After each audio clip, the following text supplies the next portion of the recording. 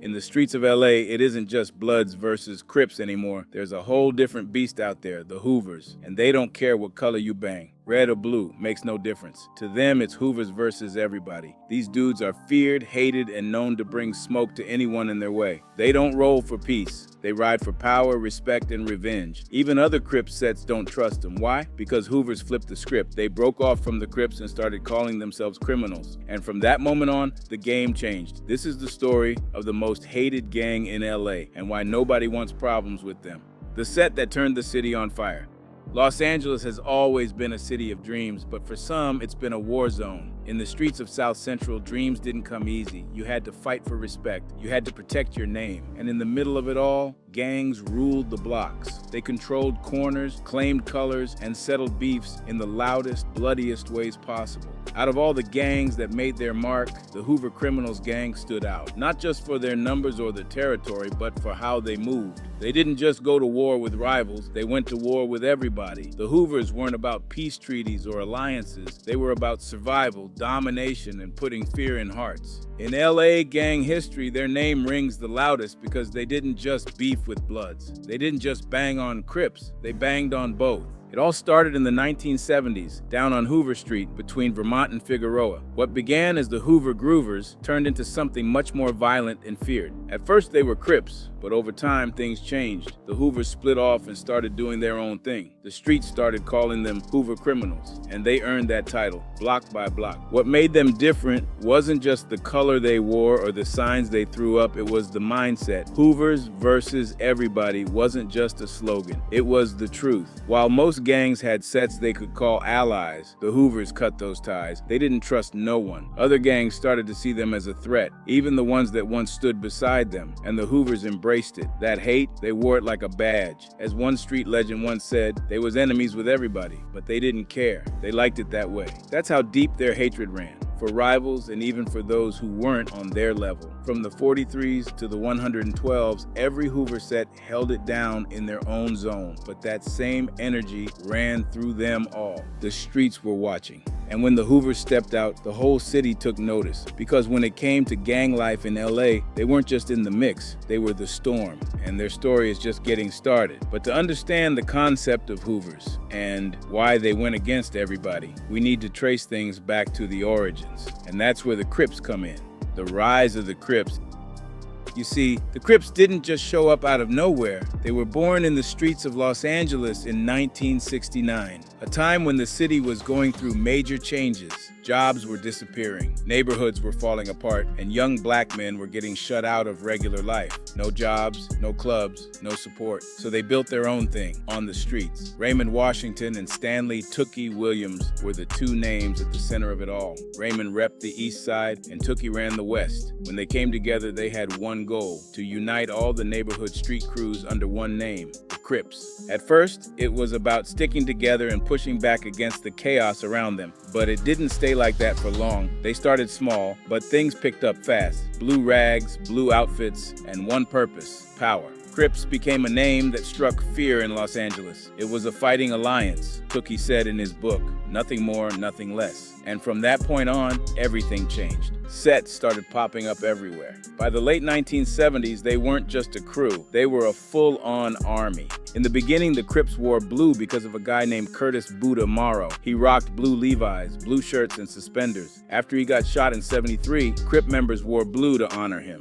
It became their color, their uniform, their flag. But that unity didn't last long. After Raymond Washington was killed in 1979 and Tookie got locked up for murder the same year, the Crips lost their leadership. Without anyone calling the shots, different Crip sets started turning on each other. It became Crip on Crip beef, rolling 60s versus 8 trays, East Coast Crips versus Hoover Crips. The unity cracked, and all-out war broke loose in South Central. At one point, there were 45 different Crip sets in LA alone, and a lot of them didn't get along. The Hoover Crips were one of those sets. They ended up cutting ties and later became something else entirely, the Hoover Criminals. But before we get to that part, it's important to understand how the Crips became their own own worst enemy. One by one, the old alliances broke. Gangs that once stood side by side were now blasting at each other over colors, corners, and ego. The gangster Crips and the neighborhood Crips became two separate camps, forcing other sets to pick a side, and picking wrong could get you killed. The name Crips has different stories behind it. Some say it started as Cribs because the gang was made up of young kids, barely teens.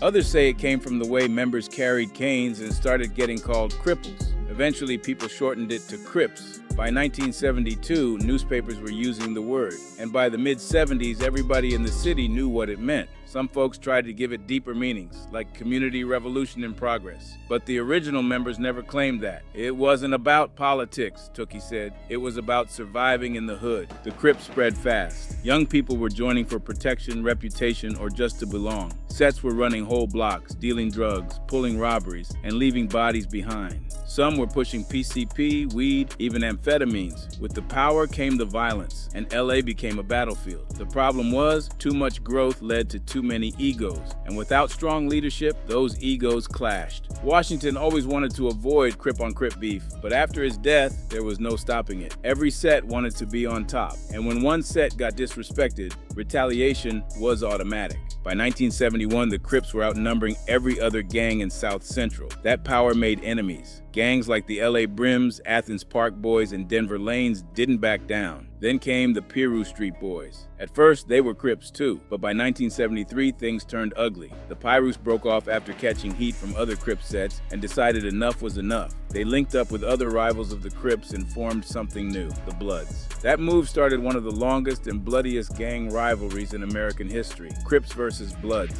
and the streets never looked the same after that. But even inside the Crips, the war didn't stop. Some of the most brutal fights weren't against the Bloods. They were between Crips themselves. Rollins 60s versus 8 Trey Gangsters. Grape Streets versus PJ Watts. Set after set started beefing, and somewhere in the middle of all that was the Hoovers. The Hoover Crips had enough. The constant drama, the betrayals, the backstabbing, it pushed them to flip the script. In the mid-1990s, they dropped the Crip name and started calling themselves Hoover Criminals. They weren't rolling with nobody, not gangster Crips, not neighborhood Crips, not even other Hoover sets if they didn't fall in line. They became something else, something more dangerous. Hoovers versus everybody wasn't just a saying, it was a way of life. They didn't play sides, they made enemies out of everyone, and they didn't care. From that moment on, the Hoovers would go down as one of the most hated and most feared sets in all of LA. And that hate, that's what kept them alive. Because when the whole city is against you, the only ones you can count on are the ones wearing orange with you. Let's go deeper. Because once the Hoovers broke off, the streets were never the same again. The Hoover story? It all goes back to the streets of South Los Angeles. Before the Hoover Criminals became a name that echoed fear across cities, they were just another group trying to survive in a broken system. The gang started in the 1960s on Hoover Street, right between Vermont Avenue and Figueroa Avenue. Back then, they were called the Hoover Groovers. These weren't rich kids. They didn't have after-school programs or summer camps. What they had was each other, the block, and a need to belong. But even before the Crips existed, the Hoovers were already moving through the streets. Then came the shift. One of the original members of the Hoover Groovers lost his younger brother in a killing. Rumors spread and blame fell heavy on the West Side Crips. Instead of going straight to war, the Hoovers and West Side Crips met up at the St. Andrews Park. After talking it out, they decided someone else was responsible, the Figueroa Boys. The beef didn't stay quiet for long. The leader of the Figueroa Boys got jumped hard at a club in LA, and from there the Hoovers were in it. By the mid-70s, the Hoover Groovers dropped the Groovers part and became the Hoover Crips. It was all about alliances back then. The Hoovers rolled with the West Side Crips, but things on the streets weren't just about friendship. In 1979, a deadly rivalry broke out between the Rollin' 60s and 8 Trey Gangsters. This fight changed the Crip world. Gangs had to pick a side. If you rocked with the Rollin' 60s, you repped the neighborhood Crips, also called Deuce Gangs or 2X. If you sided with the 8 Treys, you were Gangster Crips, known as Treys or 3X. The Hoovers chose the gangster side, so they started banging as Hoover Gangster Crips, but the drama wasn't over. In August 1979, Raymond Washington got murdered in a drive-by. The streets lit up with rumors. The East Side Crips pointed fingers at the Hoovers. That moment kicked off a war between the Hoovers and other Crip sets still loyal to Washington. And once that line was crossed, there was no going back. The Hoovers had beef with their own. When the crack era hit the hood in the 1980s, the Hoovers leveled up fast. Money, guns, and power flooded the blocks. The Hoover gangster Crips were in deep. They weren't just another set. They were a name that came with bodies. People on the block said, when shots rang out, you already knew who the cops were going to blame. And they were usually right. One name that added heat to the Hoovers was Ricky Freeway Ross, a drug kingpin with serious ties to the Hoover sets, like the 52 Hoovers and the 74 Hoover criminals. With him in the mix, the gang started stacking serious bread, but with that power came bloodshed. Crip sets turned on them. The streets got hotter, and by the 1990s, the Hoovers made a decision that shocked the city. They cut the Crip name, done, over. They weren't riding with the Crip card anymore. From that moment forward, they were the Hoover criminals, and they let it be known loud and clear. Their taglines, ask an EBK, anybody killer, everybody killer. Didn't matter if you banged red or blue. If you weren't Hoover, you were food. Speaking of which, on their turf, walls were tagged with BK for blood killer, CK for Crip killer, and OK for Rollin' O's killer. They weren't holding back. It was all-out war, and they stood alone. That mentality, burning bridges with former allies and sparking beef with both Bloods and Crips, made them the most hated set in LA. Colors, signs, and the code of orange. Hoovers rep a different style. Most Crips wear blue, but after they broke off, the Hoover criminals adopted orange. Their inspiration, the Houston Astros. They started wearing Astros caps with the big H to represent Hoover. Orange became their new identity, though some older sets like the 52 Hoovers still mix blue in. Their hand sign is a thumb tucked between the index and middle fingers to form an H. Simple, sharp, and loud. It wasn't just for show. That H told you what time it was. You were either with them or against them. And in the Hoovers world, there was no in between. Even though they stood solo, the Hoovers still had ties within their own family. Every Hoover set under the criminals' flag had their own lane, but they rolled together when it mattered. That is, until things went left with the Main Street Mafia Crips. Back in 2009, both gangs were at a party together. Something popped off, and just like that, the alliance shattered. Later that month, a young Hoover member, Daquan Allen, only 13 years old and repping 94 Hoover, was walking home from the mall wearing his orange bandana. A Main Street Mafia Crip, Christopher Thomas, rolled up on him and asked, "Where are you from?" Allen responded, "94 Hoover Criminal Gang." Moments later, he was gunned down. After Allen was killed, the streets went cold and quiet, but only for a minute. The Hoover criminals don't talk, they act. Just 9 days later, on August 25, 2009, gunfire broke out in the heart of Main Street territory. Two Main Street Mafia Crip members, Drayvon James, 29, and Robert Nelson, just 16, were shot dead. Both caught multiple rounds. Police didn't even hesitate. They believed it was the Hoovers, striking back fast, up close, and personal. That wasn't the first war they sparked, and it wouldn't be the last. By the late 1980s and 1990s, the Hoovers had beef with everybody. East Side Crips, Rollin' O's, Gangster Crips, Bloods. Even Hispanic gangs weren't safe. The Hoovers ran with an ask model, just like the Mexican Mafia. No friends, only targets. What made it worse was that they liked it that way. One Hoover said it best, "Ain't no love out here, that's how we move." And even with that much hate aimed at them, they stayed standing, still active, still deep, still dangerous. From the 32 dead-end Hoovers to the 112s Lalos, every set carried the same energy. When you saw orange, you either stepped back or stepped up.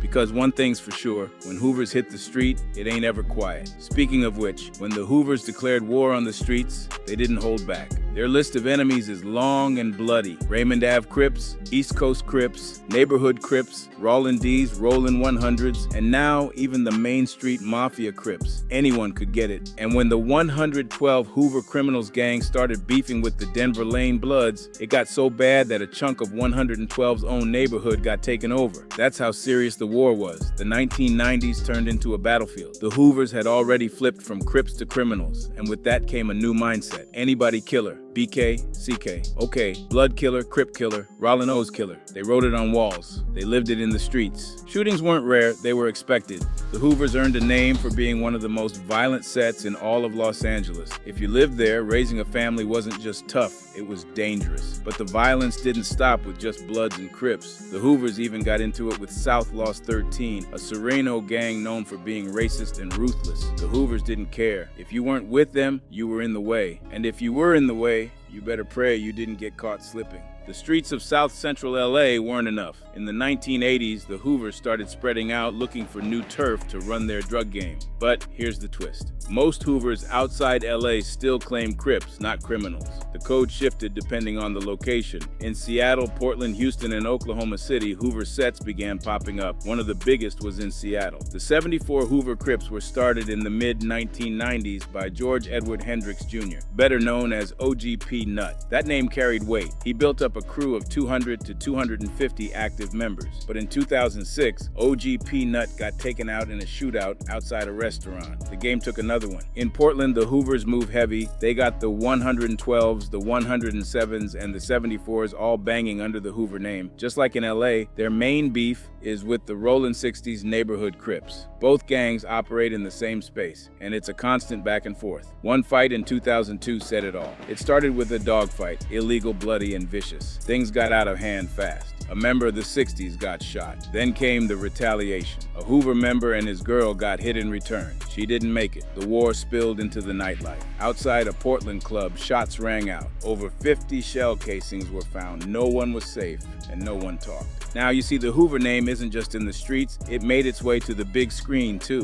In 1992, Warner Brothers dropped the film South Central, based on a 1987 novel written by Donald Baker. The story followed OG Bobby Johnson, played by Glenn Plummer, a Hoover Street Deuces member. It wasn't just fiction, it was pulled straight from real-life Hoover history. In Training Day 2001, Denzel Washington played a dirty LA cop moving through the city's darkest corners. Some scenes were filmed right on Hoover Street, a place the gang calls Hoover Block. The camera may have been rolling, but the danger was real. Even in music, the Hoovers left their mark. Rapper Schoolboy Q reps the 52 Hoover gangster Crips. He's part of Top Dog Entertainment and the group Black Hippie. He rolls with J-Rock, who's tied to the Bounty Hunter Bloods, and Kendrick Lamar, who reps Compton. Different backgrounds, same respect, that's the power of the set. The Portland Hoovers even got featured on Gangland, the History Channel's gritty series. The episode, Everybody Killers, a title that said it all. They didn't need to explain much. Just watching them speak, seeing how they moved, you knew what they were about.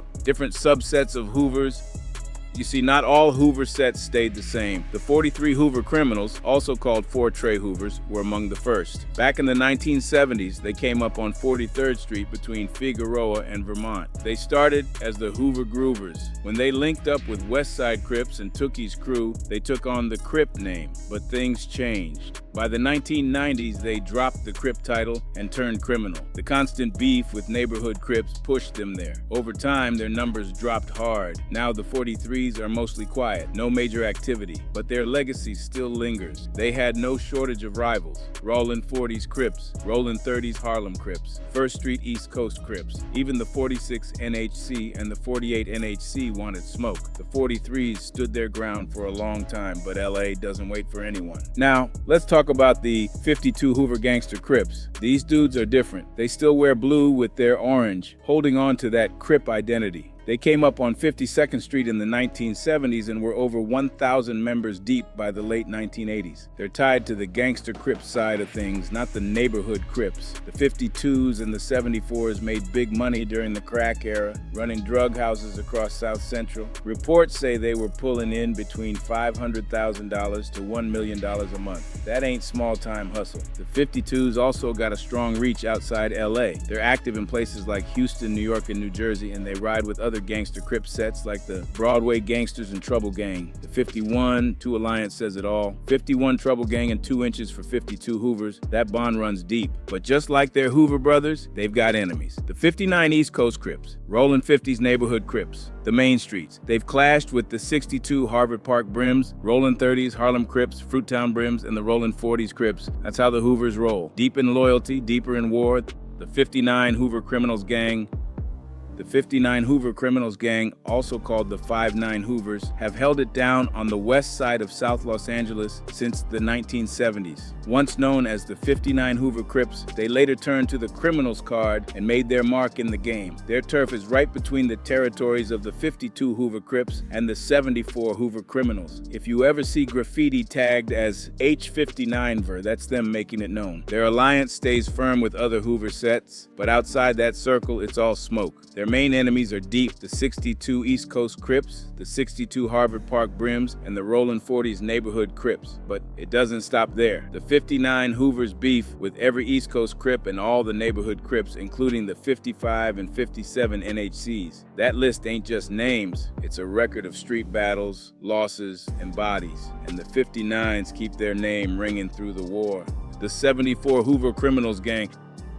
The 74 Hoover Criminals Gang, or 7-Fo, also known as the Bay Bays, came up strong around 74th and Hoover. This set is not only one of the oldest, but also one of the biggest under the Hoover brand. Active for over 3 decades, the 74s built their legacy off hustle, fear, and war. By the 1980s, they were right in the center of South Central's drug explosion. Together with the 52 Hoover gangster Crips, the 74s were known to be pulling in real money. They ran multiple drug spots across the city, and some reports say they were raking in between $500,000 to $1 million a month. That kind of cash don't come easy, and it don't come clean. The 74s still ride hard with all Hoover sets, along with the Shotgun Crips and Insane Crips, also called the Hussein. But their list of enemies runs just as long. The Rollin' 60s neighborhood Crips and the 76 East Coast Crips are always on their radar. The 74s also go head-to-head with the 79 Mad Swan Bloods and the Menlo Crips. Add in the 84 Main Street Mafia Crips and all Rollin' Zero sets, and the picture gets clear. The Bay Bays didn't just build a name, they built a legacy in warfare.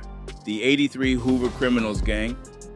The 83 Hoover Criminals Gang, also known as 8 Trey Hoovers or the Rascals, have earned a deadly rep. Holding territory around 83rd and Hoover, they're the largest Hoover set and one of the most feared. With over 30 years of heat behind them, they didn't just survive, they dominated. They rule their turf with force, and their enemies know what it means to cross that line. The 83s roll deep with the 74 Hoovers, Shotgun Crips, and 8 Trey Gangster Crips. That last alliance has history. They all hate the Rollin' 60s. That hatred has led to countless shootouts and bloodshed. But the 60s aren't their only enemies. The 83s beef heavy with the Rollin' 90s West Coast Crips, the 98, 97, and 87 Gangster Crips, the 84 Main Street Mafia Crips, and all East Coast Crips. They also got major issues with the 84 Mad Swan Bloods and every single neighborhood Crip set. It's not about numbers, it's about fear, and the 83s got that on lock. Now slide over to the 92 Hoover Criminals Gang, also called the 9 Deuce Hoovers or Doulos.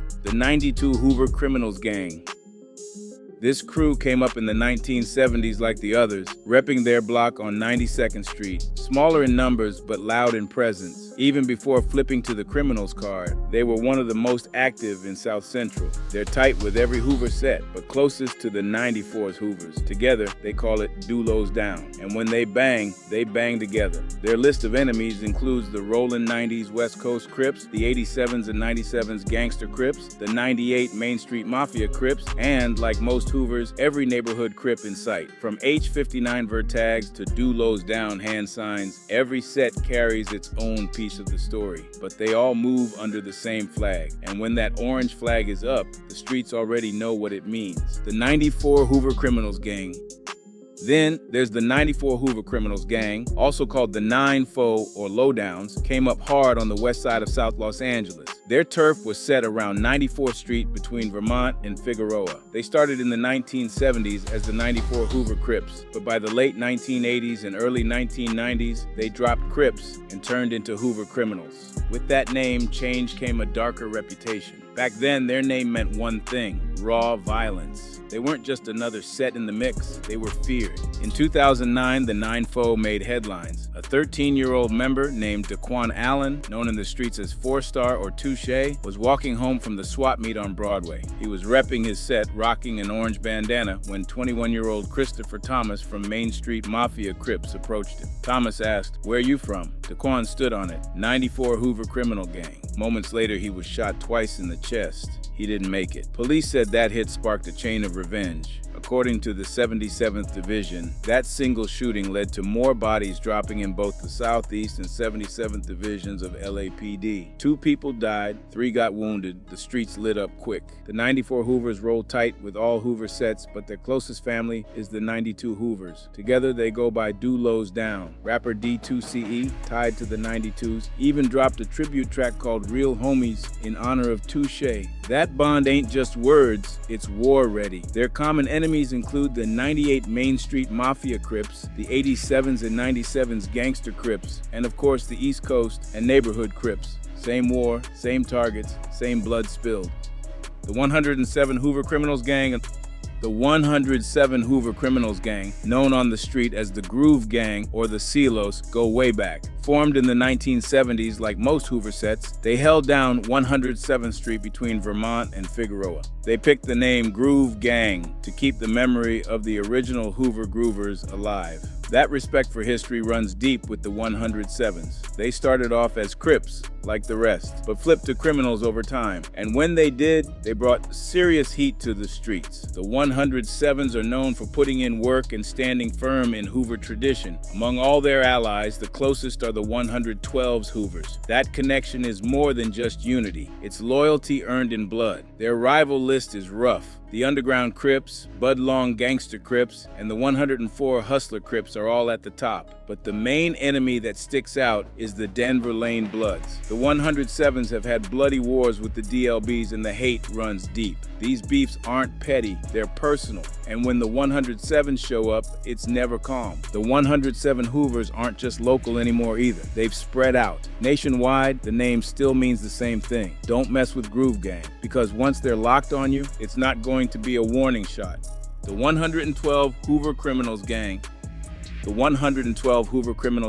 known as the 11 Deuce or Lalos, also run out of the West Side. Like their 107 brothers, they trace their roots back to the 1970s. And like them, they started as Crips. But that label didn't last. When they switched to criminals, they brought the same fire as every other Hoover set. The 112s and the 107s are close. In one of their most violent feuds against the Denver Lane Bloods, the 107s backed the 112s without question. That level of unity showed other gangs what the Hoovers were really about, family over everything, and when one set gets pressed, the others step up. Their enemies are spread wide. It starts with the Denver Lane Bloods and stretches to the 120 Raymond Avenue Crips and the 112 Neighborhood Crips. It doesn't stop there. The Harvard Gangster Crips, 113 Original Block Crips, Gardena Payback Crips, East Coast Crips, and all Rollin' 100s are all on the list. These are not just rivals. These are street wars that leave chalk outlines and empty shells behind. Even with all that heat, the 112s are still standing. They've been through generations of gang life and haven't backed down. When they throw up their H, it's not just for Hoover. It's for every fight, every funeral, and every brother they've lost.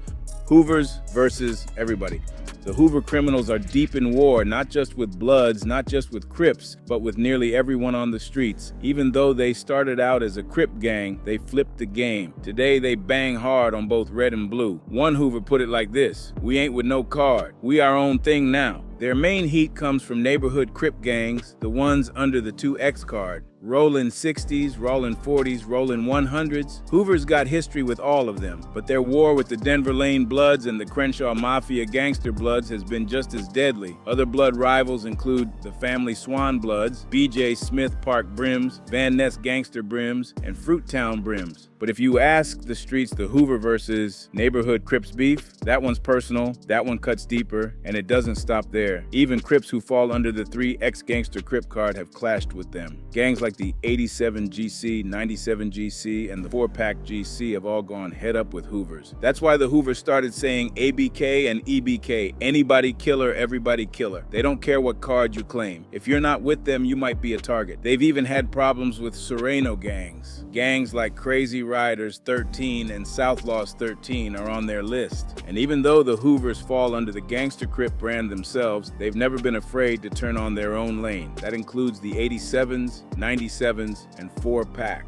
At one point, the Hoovers tried something new. A three-way alliance was formed between them, the Innocence Family Gangster Bloods and the 8-Tray Gangster Crips. They called it Movin', Swoopin', and Groovin'. It was short-lived, but for a while it was real. Different colors, same cause. But when certain Hoover sets started claiming Gangster Killer, the bond with 8-Trays got cut off. That partnership ended fast. Still, the Hoovers kept things cool with the Innocence Family Gangster Bloods. That connection caused tension between IFGB and Denver Lane Bloods. Two blood sets now on opposite ends because of who they backed. In Del Perro, the Hoovers got another alliance with the insane Crips. Together, they're known as Hussein. It's one of the few friendships the Hoovers still honor outside their own family. Behind bars, things get even more complicated. Some Hoover members in prison have been friendly with Peru's sets, especially since they've stepped back from riding under the Blood Alliance. In one set, the 52 Hoover Gangster Crips never gave up their Gangster Crip title. They stayed close with sets like 51 Trouble GCs, 52 Broadway GCs, 53 Avalon GCs, and even the 8 Trey GCs. While other Hoovers turned criminal, the 52s stayed gangster. That choice made them stand out. For a while, the Hoovers and Main Street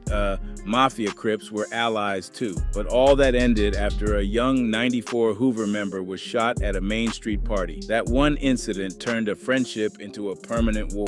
The streets still feel the Hoover presence. Today, they dominate the eastern part of Davis. You can spot them by the gear they wear: Houston Astros hats, Detroit Tigers jerseys, Royside threads, and Washington Nationals caps. Their clothes tell you who they are, and if you're from the wrong set, it might be the last thing you notice. Some say they're the most violent crew in Davis, right next to Chamberlain Barrio Tortilla Flats 13. It's not just talk, it's body counts, shootouts, corners stained with history. The active Hoover sets still putting in work today include the 52 Hoover Gangster Crips, 59 Hoover Criminal Gang, 74 Hoover Criminal Gang, 83 Hoover Criminal Gang, 92 Hoover Criminal Gang, and the 94 Hoover Criminal Gang. The older sets like the 32 Dead End Hoovers and 43 Hoovers are now defunct. The 107s and 112s are mostly inactive, but that don't mean the Hoovers are fading. The sets that are still alive carry the weight for all of them. As for enemies, the list is long and bloody. Raymond Avenue Crips, 42, 43, and 48 Gangster Crips, 87 and 97 Gangster Crips, Budlong Gangster Crips, Pimptown Gangster Crips, Playboy Hustler Crips, Menlo Neighborhood Crips, East Coast Neighborhood Crips, Rollin' 30s, Harlem Crips, Rollin' 40s Neighborhood Crips, Rollin' 50s Neighborhood Crips, Rollin' 60s Neighborhood Crips, Rollin' 90s Neighborhood Crips, Rollin' 90s West Coast Crips, Rollin' 100s Neighborhood Crips, Rollin' 100s Block Crips, Main Street Mafia Crips, Grape Street Watts Crips, 103 and 104 Hard Time Hustler Crips, Tongan Crip Gang, Denver Lane Bloods, Fruittown Brims, Family Swan Bloods, Vario Rancho 13, Crazy Riders 13, and South Lost 13. Despite everything stacked against them, the Hoovers keep moving. They don't back down. And in the middle of all the chaos, one thing's clear: the Hoovers ain't out here playing. They're making sure their name stays alive, in ink, in fire, and in fear. They've turned the streets into a battlefield where respect is earned in blood and fear runs deep. And when one of their top soldiers falls, it sends shockwaves through the whole game.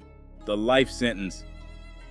Ronald Clayton Rhodes, known in the streets as Big Fly, just got hit with life in federal prison, plus 10 more years. And this ain't just any regular sentence. Rhodes was no small-time player. He was a high-ranking member of the Hoover Criminal Gang in Portland, Oregon, a gang that's been around since the late 1960s, born in Los Angeles and later spreading its roots deep into Portland in the 1980s. The Hoovers built their name through violence, power moves, and staying feared. The gang has always worked under a loose rank system. If you wanted to climb up, you had to earn your stripes with blood and bullets. And Rhodes, he made sure everybody knew he was ready to do what it took. He joined the gang in 2005 and barely saw freedom. 10 out of 11 years he was behind bars. But even when he did touch the streets, he wasted no time making noise. Big Fly was involved in some of the worst acts linked to the Hoovers: a murder, an attempted murder, a home invasion robbery, and pushing dope, all done while still wearing the colors. He didn't just ride with the set, he led from the front, showing younger members like the Lil Flies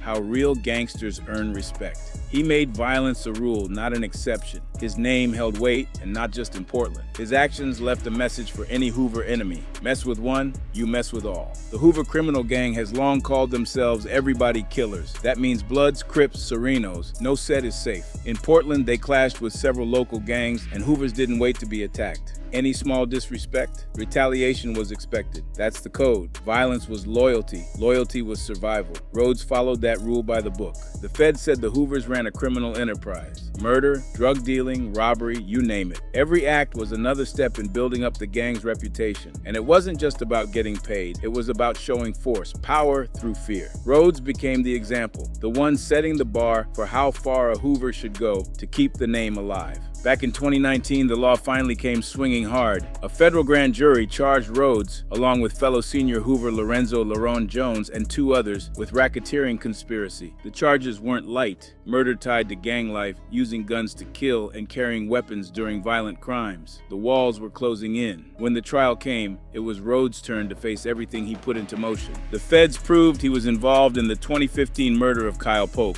gunned down near a corner store in southeast Portland. That was just one of the many acts stacked against him. The jury found him guilty in 2022. A year later, in 2023, the sentence dropped like a hammer: life in prison. Speaking of which, this wasn't a one-man takedown. The Rhodes case is part of a bigger play, a sweeping investigation into the Hoover criminal gang under the Organized Crime Drug Enforcement Task Force. The FBI, Portland Police Bureau, Multnomah County Sheriff, and even Homeland Security were all in on it. Local cops teamed up with federal forces to dismantle one of the most feared gangs in the Pacific Northwest. The feds didn't just want Rhodes. He was a big fish, but they were after the whole pond. Other Hoover members have already been sentenced or are facing charges. It's part of the Department of Justice's Project Safe Neighborhoods, a plan to target violent offenders and bring peace to neighborhoods terrorized by gangs. Even inside prison walls, Hoover members kept their set active. Rhodes spent most of his gang years locked up, but that didn't stop his influence. He mentored younger Hoovers, taught them to stay violent, and pushed them to gain respect the same way he did, through fear and force. They followed his path like soldiers. When the bond between gang life and prison gets this strong, breaking that chain takes more than handcuffs. That's why the case of Big Fly hits different. It shows just how deep the gang life can go. Rhodes may be off the streets now, but his legacy in the Hoover set still echoes. Just like the feds said, this wasn't just about one man, it was about pulling apart the engine behind the violence. Rhodes once wore the crown in the Hoover criminal gang. Now he's wearing orange behind bars for life, with no road back. And for those still in the game, his fall is a warning. The same ladder you climb in the streets, it might just lead you straight to a cage, the legacy that won't die. The Hoover Criminals gang didn't just rise, they stamped their presence in Los Angeles history with force. From their roots in the late 1960s to their transformation in the 1990s, they've never stopped evolving. First Crips, then Criminals, and now they're a name that still brings tension to entire blocks, even decades later. Their legacy ain't written in textbooks. It's tagged on walls, whispered in lockups, and feared in the streets. What started on Hoover Street turned into something much bigger. They weren't just another Crip set. The Hoovers broke off, called themselves Criminals, and set fire to both sides. Bloods and Crips. That EBK mindset, short for everybody killer, said everything. To the Hoovers, no one was safe. They didn't care if you wore red, blue, or anything in between. You crossed them, you get handled. Simple as that. But their story isn't just about violence, it's about influence. The Hoover name spread far beyond South Central. Portland, Houston, even the feds had to step in, hitting top members like Big Fly with life sentences. Yet somehow, the set still breathes, still walks, still posts up on street corners. Even when leaders fall, younger soldiers step in, ready to prove they're about that life. Today, the Hoover Criminals remain one of the most hated and most feared gangs in LA. Their color might be orange, but their name is blacklisted in hoods all across the city. Cops know them, other sets avoid them, and the community caught in the middle. Kids grow up with Hoover tags on their bus stops. Mothers hear gunshots and already know who was involved. It's like the war never left. It just changed faces. And with all the lockdowns, indictments, and federal heat, you'd think they'd die out. But the Hoovers don't fade easy. Their name still rings bells in Davis and beyond. Whether it's a hit, a funeral, or just a shout out in a drill song, they stay in rotation. They're not just part of gang culture in LA, they are gang culture. Because when you talk about the most hated, the most feared, and the most active, one name always comes back around: Hoovers. Still here, still deadly, still moving. Do you think the Hoover Criminals gang will ever truly disappear? Or is their name just too deep in the streets to fade? Let us know what you think in the comments box below. And if you liked how we presented you this video, hit that like button and make sure to subscribe for more.